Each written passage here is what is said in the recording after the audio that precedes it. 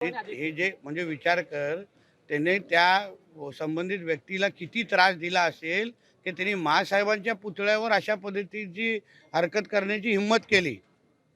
म्हणून बोलतो ना, हे उद्धव ठाकरे आणि आदित्य ठाकरे त्यांचा मुलगा हे दोन्ही सी 420 आहेत. लोकांना फसवणं आणि सर्वात मोठे दोघंही फ्रॉड आहेत. आणि अशा लोकांमुळे आज बाळासाहेब ठाकरे आणि माँसाहेबांची जे नावाची जी बदनामी होते ना, त्याचं मुख्य कारणच उद्धव ठाकरे आणि आदित्य ठाकरे आहे.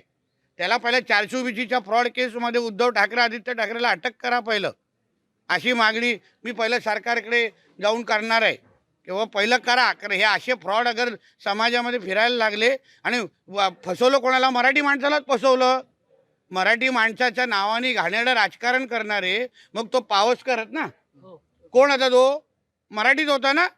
कधी पत्राचारच्या लोकांना संपवायचं, कधी त्या शिवडी बिवडीच्या आजूबाजूच्या मॉल तिकडच्या लोकांच्या जागा लुटायच्या. आता ह्या पावसकर नावाच्या मराठी माणसाचं घर का लुटलं?